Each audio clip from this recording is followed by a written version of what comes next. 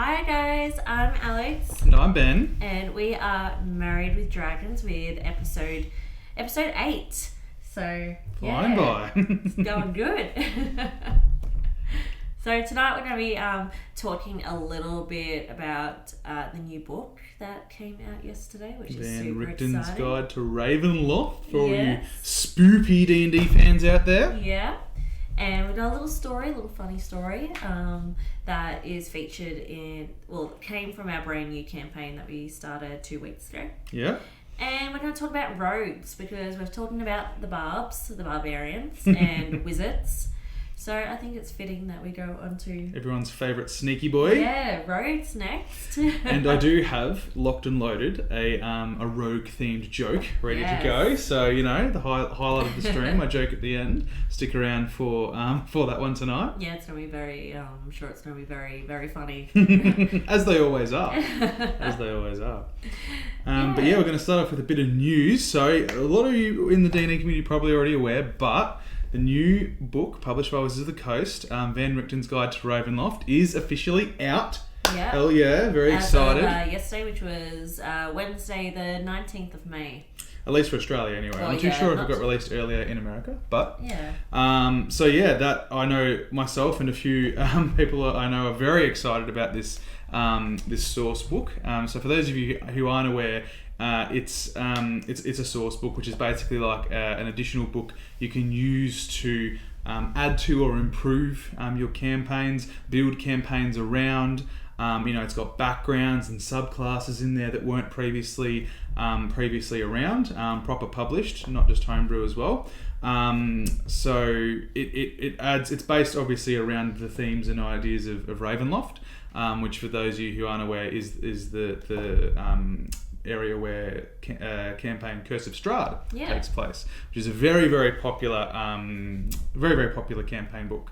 It's been out for a little while now. It's quite an enjoyable campaign too. Yeah, one of the more popular campaigns that I think have been published so far. Yeah, well, we played it ourselves, Curse of Strahd, and we quite enjoyed it. It's very, very spoopy.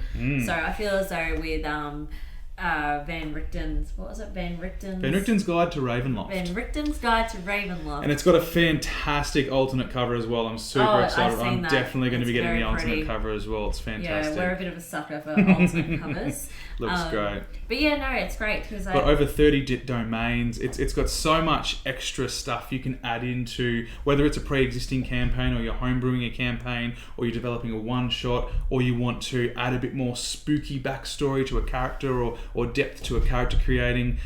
This book is certainly very, very exciting to add a bit of edge to your character or your campain one way or another. Is it kind of like a good starter, like if you need some tips or a guide? Maybe not exactly a guide, but kind of like create a horror theme. Yeah, it's certainly a fantastic campaign. Inspiration book. Absolutely, that's what it's designed for. Being a source book, it's designed to get the creative juices flowing and help, whether it be you as a player, add a little bit of that dark style to your character, or obviously very much so for the DMs as well, the dungeon masters. Add a bit of darkness, a bit of horror, a bit of spookiness to your campaign, your session, your one shot, whatever it may be. And I think that's the beauty of it as well, is that there's no set guidelines. You can do with the information what you want, and you can really get as creative with it as you like. So it's really open in that sense. For anyone that doesn't know what a source book is, so it's not a campaign. No. So you have campaign books, and then you have source books, which with what you mentioned has subclasses, some lineages, and kind of like some other sources where you can make a character and make a campaign. Stuff to help get the creative juices flowing. Yeah, it's kind of like something that you could refer back to or use something to create something. Yeah. So it's not a campaign, so it's not something that you would, present to a table and play along with the story. No. So that's the difference between a campaign book and a source book. Yeah, but I'm super, super excited to get my hands on a copy. Absolutely, I'll be doing that as soon as possible. I'm pretty keen to, even potentially inject a bit of horror themes to even the campaign I'm running at the moment. Yes. You never know, maybe we'll see how we go. We'll add a few bits and pieces, but So, you can get the Van Richten's Guide to Ravenloft. So there's a lot of words in there. So you can get that at your local game store, or you can get it online. I think you can also get the digital version from D&D Beyond. Yep. Probably from Roll20 as well. I'm not too sure. I don't think Roll20 would have it just yet. I haven't okay. actually looked into it, but certainly D&D Beyond, it is Beyond. available on there as well if you're looking for a more digital format. And if you are thinking of looking at the hard copies, please admire that alternative cover because it's beautiful. But don't tell everyone that because now they'll sell out. I want the hard copy, all for the alternate copy, all for myself. The alternate copy is gorgeous. Like the art on them is just amazing. Yeah. But yeah, talking about what you mentioned before, our current campaign, we started a new campaign only 2 weeks ago. Yeah. So it's very fresh. We've got some new people in the group, which is amazing. And yeah, so we're currently running, or you're running, I'm not running, I'm playing it. I love how it's we. Just it's all we. It's all your hard work as well. So currently Ben is running, I am playing. It's a team effort. Tyranny of Dragons. So, which is really, well, I mean, we're only at the beginning, but so far a lot has happened. I feel like it's going to be very action-packed. And of course, we've only had two sessions. So by session 2, we had our first little bit of a blunder. It wasn't even a blunder. I loved it. I loved it too. I thought it was, when you told me about this story, I thought, now don't like be too hard on it because it was a great thought process. It was outside the box thinking. It just didn't really work for the particular situation. Kind of forgot the real minor detail that wasn't even that minor. That wasn't a major detail that we had during the campaign. So it's still early days. You guys are still figuring out how to roleplay and how to work together as a group. And knowing me as a player, I'm going to have my blunder soon. Oh, yeah. I'll probably be in the next session. So pretty much what was happening was just was like a really broad sense of what was happening. We're in a village getting attacked by, I can never pronounce it well, kobolds. Kobolds. I was like, what the hell is a kobold? Sorry. Kobold. So for those who aren't aware, they're basically really small little humanoid kind of dragon hybrid looking kind of creatures. And yeah, so we're in this village, it's getting attacked, there's a dragon flying around, and we're in the keep with pretty much majority of the village. So we're given the mission to go and save some villagers from a church, a chapel. Temple. Potato. Same thing. A holy place. And while we're discussing with the NPC, a tunnel was mentioned. So this tunnel doesn't get used often. So to go down it is, we've got to be quiet. That was the main thing about it. You've got to be quiet. I mean, at this point, the party, you guys were basically trapped in this keep because there's the raid, the attack going on in the town. I mean, currently you guys are barred in. There's not really an easy way in or out without letting the defences down, which is why the tunnel was mentioned as a quiet, sneaky way in and out. And we had to be quiet because we didn't want to attract attention to the tunnel because the tunnel leads straight into the keep. So we did not want the enemies to find us at all because there goes the villagers. So we're going down this tunnel. We're all in single file, being sneaky. We're doing well. Everything's quiet until we see a shadow come towards us. Anyway, the first person, they knew it was a rat, didn't they?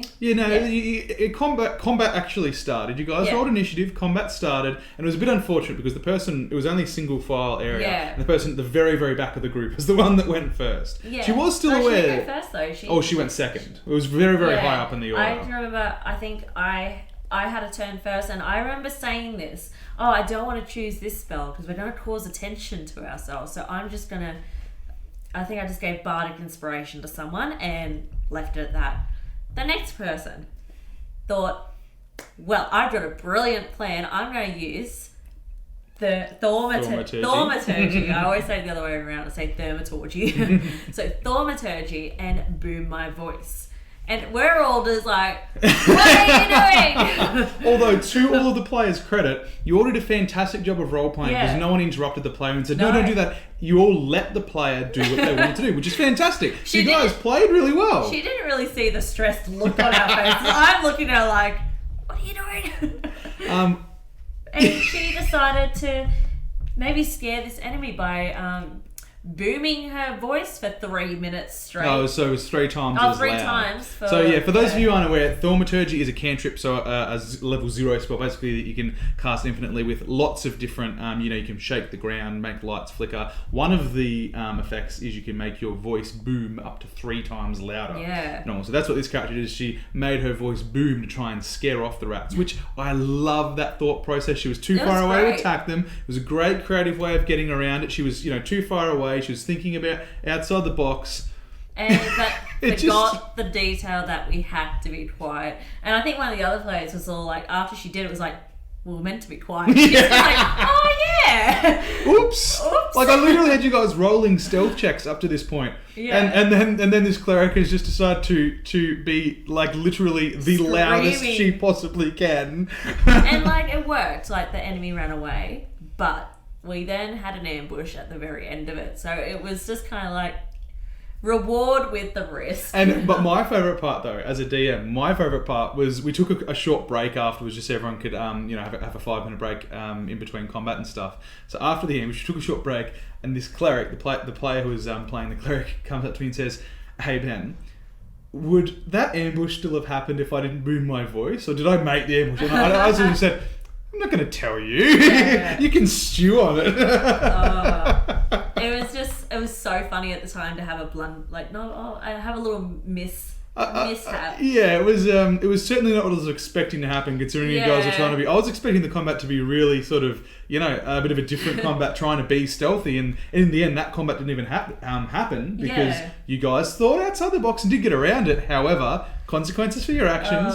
You guys did have an ambush. We were just kind of just staring at her like, what? But it ended up working really well because a secondary sort of objective that you guys were going on as the group is you were going to try and rescue all these people from the temple to get them back to the keep, but you also wanted to capture one of the raiders, one of the enemies, and bring them back as a prisoner to interrogate, to find out, because no one had any idea why this small country town was being attacked. So it actually worked out really well, because right at the start of the tunnel, right at the entrance to the keep, there was the ambush, and you guys managed to knock one of the raiders out, and you had a hostage right there, ready to go. So it worked out really well in the end. It would have made the actual temple combat potentially a lot more tricky down the track. So it all worked out quite well, but it was certainly a bit of a funny moment for everyone who was like, "What are you doing? We're trying to be quiet." It was just great to see a little thing like that happen, and it was great to see that it wasn't me. And as I said, you guys did a really great job as players. No one interrupted her. No one said, "No, don't do that." You all just sort of sat back with a bit of worried looks on your faces, but you sat back, let her do her thing, which is fantastic. As a DM, it's so great to see, even if you don't necessarily agree with what another player is doing or think maybe there's a different way, you let them have their turn, you let them do what they want to do, and that's always something that player will remember as they got around a combat because of their decision, and they potentially also had some consequences because of their decision. So, but it was their decision as a player. So, it's a bit of a funny moment. It was good. It was, so far, only session 2, one of my faves. Well, I'm glad. I'll take that as a compliment. Yeah. I'll certainly take that as a compliment. And we'll see what happens, next session, because I feel like with the group that we have, there's going to be a lot of funny moments. I would assume so. I mean, it's D&D. There's always funny moments. Let's be honest. I've just noticed as well, by the way, just moving into talking about the rogues, we're on very much of a theme at the moment. The D&D news about Van Richten's is all the spooky, dark stuff. We've got a story about being sneaky down in the depths in the dark. That's true. We're going to be talking about rogues, the ultimate sneak class. Yeah. I've got a rogue joke. I didn't even realise we've done a bit of a theme here. Got a theme I feel like it needs to be Halloween or something.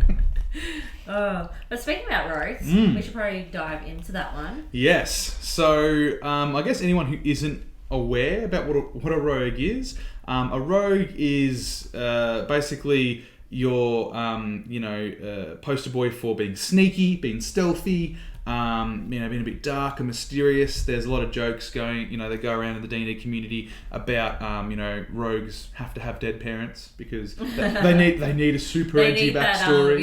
They need that bit of that dark history. That Batman style. Obviously, you don't need to do that to your character, but the rogues are certainly renowned for being very dark, very broody. For example, in pop culture, Batman would certainly probably at least have a few levels in rogue. rogue. Yes. For sure. Hiding in the shadows. And of course, Batman has that edgelord story. Absolutely. I mean, it's a classic rogue, dead It parents. is, yeah. I mean, That's granted that the billionaire part's a little bit less rogue, but you still. Give me your take. Yeah, so we wanted to obviously not go really, really in depth into the class to the point where it gets confusing, but at least have a bit of a touch on the rogue, what you might expect if you decide to play rogue, if you decide to create a rogue character, a few of the different flavors and skills, I guess, that the rogue has. You haven't actually played a rogue yourself, No, have you? I haven't played a rogue, but I did. So just before, when we spoke about how we were going to start a new campaign, a rogue was one of my character choices. So I created 3 characters. I ended up going with the bard, which I'm actually quite happy. I'm loving the bard. It's a great choice. But my second choice would have been the rogue. So and with that, I think one of the traits which we'll cover some of the traits. The rogue that I created was going to be quite a sneaky character, and to make it a little bit more spicy, the race was a tabaxi as well. So, I think the tabaxi would be awesome at being a very dexterity dominant, the tabaxi race. For those who aren't aware, the tabaxi are basically cats. Cat people, I guess, is a very simplified way of putting it. Yeah. If you ever see the movie Cats, that's kind of like a tabaxi. Simplifying it a little bit.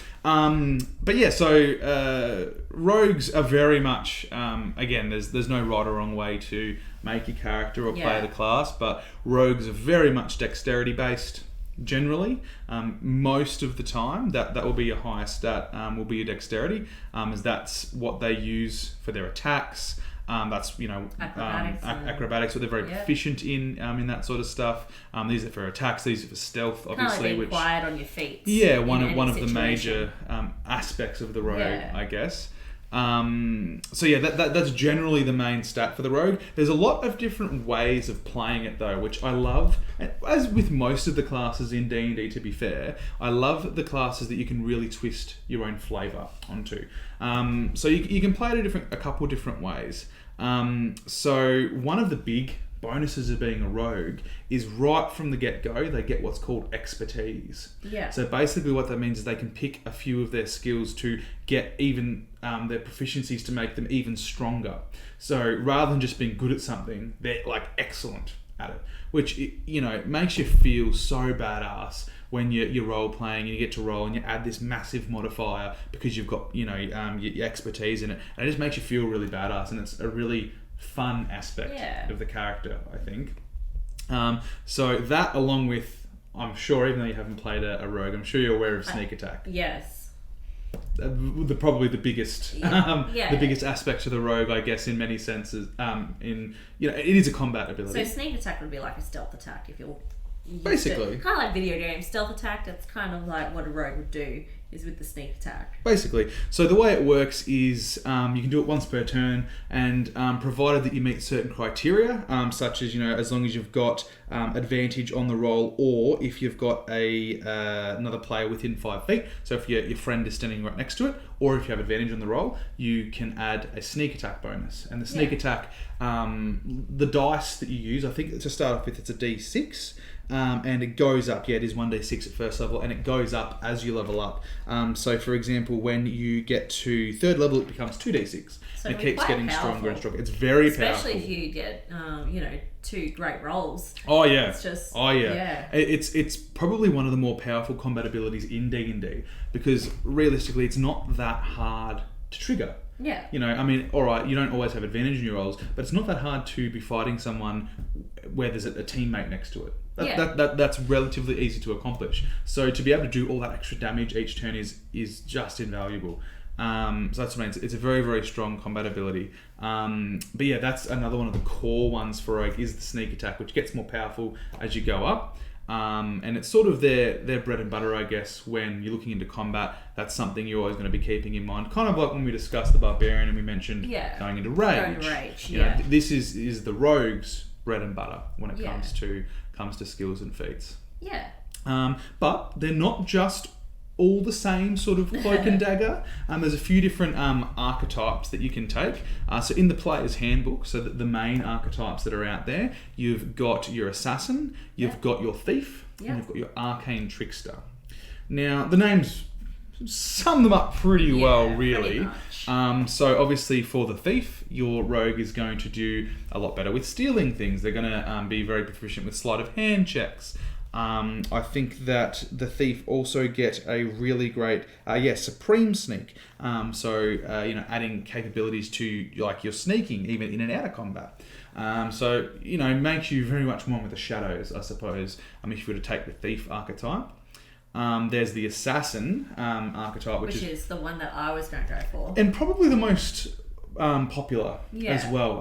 It's such a strong archetype and very much flavoured towards combat. Yeah, especially because I didn't read fully into it, but assassin would be more melee. Would it? I mean, most of the rogue stuff is melee generally, like very daggers. You can still do it at range though with bows and stuff like that as well, or with the arcane trickster, which will come up in a minute. But the big thing with the assassin one is it builds up the amount of damage you can do with a skill called assassinate. So basically what that means is when you have advantage on attack rolls against a creature, or if you're attacking a creature that hasn't yet had a turn, so if you roll high in your initiative, which if you've got a high dexterity means that you generally do roll higher in initiative, then you automatically get a critical hit. Oh wow. Which is very massive. So you can really deal a lot of damage very quickly, especially like for example, if you're going into combat and you have the rogue try and have a surprise round at the start, like before combat's initiated, say the rogue drops down and attacks someone, immediately you're guaranteed, if you hit, to get a critical hit. It's massive damage. So obviously it's very much built around, as the name suggests, the assassination sort of style of gameplay.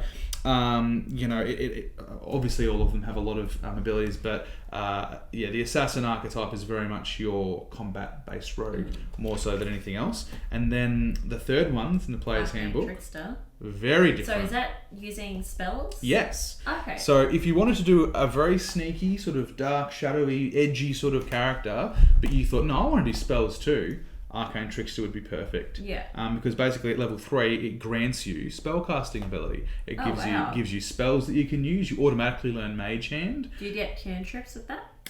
You do not have. You do have. You start off with 3 cantrips. Okay. So you don't have a huge amount of spells. So for example, at level 3, you've got 3 cantrips and 2 first level spell slots.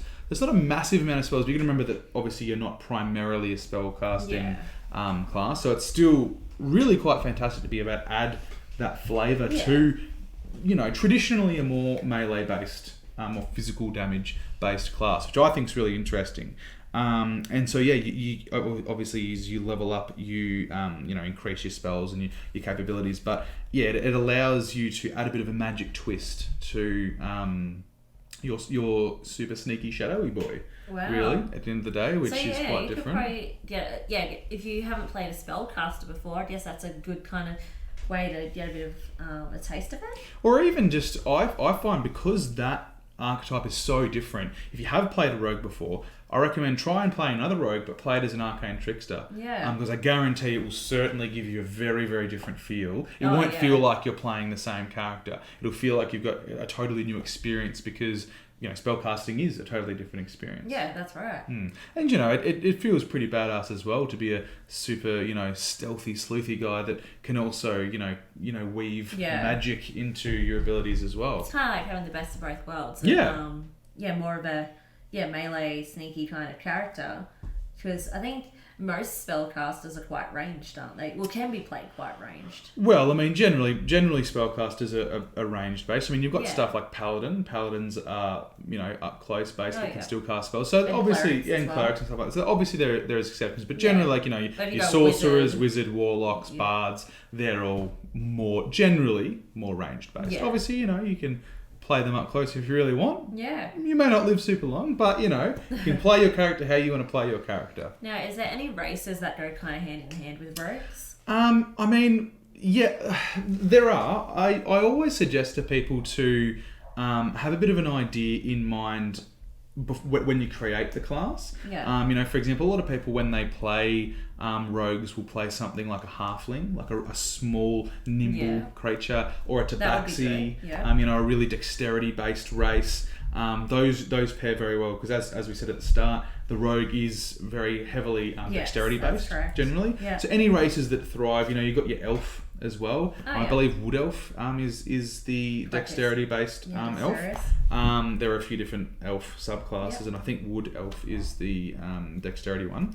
Actually, standard elf is the dexterity. I believe. Okay. Anyway, there are a few races that give you bonuses to you know, your skills that will go hand in hand with your rogue. In saying that, though, you could certainly play a very memorable. You know, you could play like a Goliath. Rogue. Oh wow! You know, you could play this really massive character, and to me, I think that would make your ability to blend into the shadows and be stealthy and sneaky and assassinate people even more impressive because you're massive, but you can still somehow just fade into the darkness. I feel as though that'll also be quite.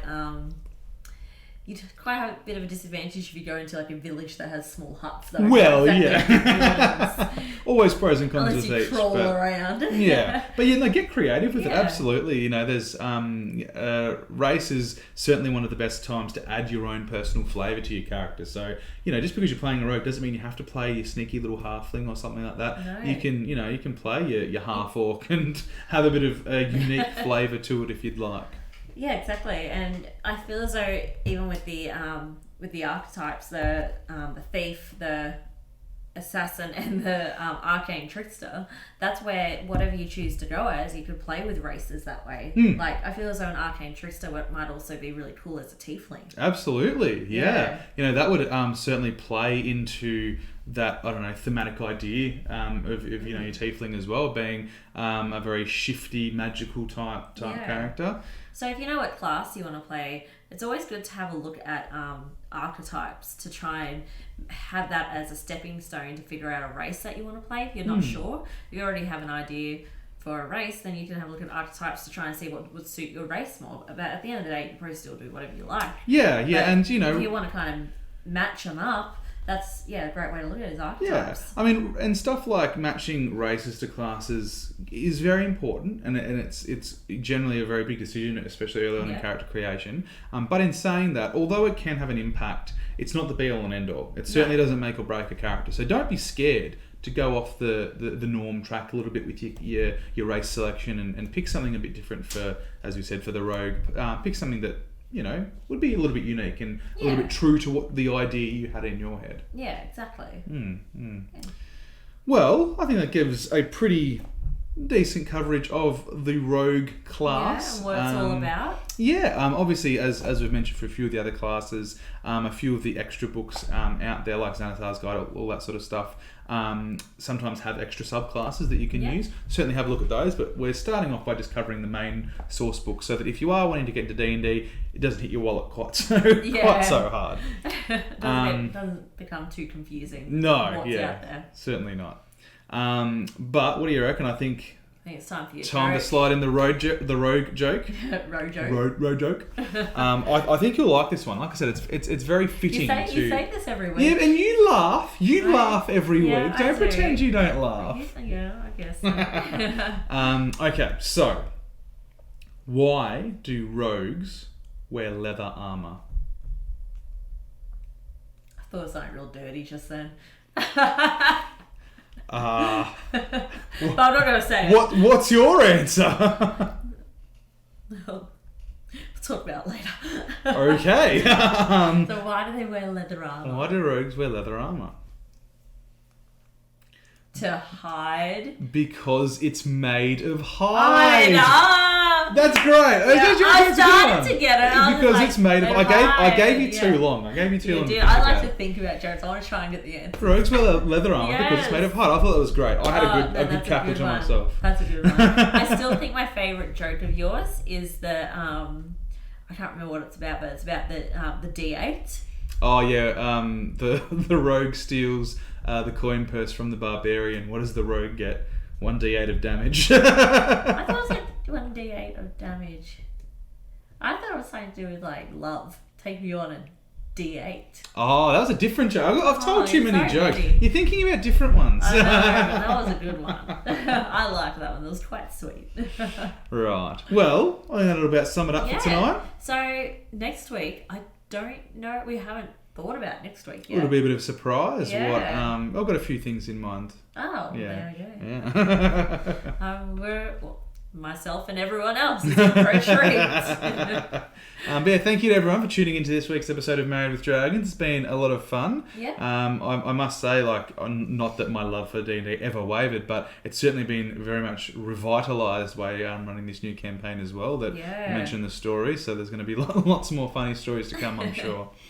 Tune in for next week. We're on every Thursday at 8 p.m. Australian Eastern Standard Time. you got it out. I go to every time I say that I stumble on my words. But 8 p.m. every Thursday, and we'll see you next week for episode 9. Thanks, guys. See you then. Okay, bye.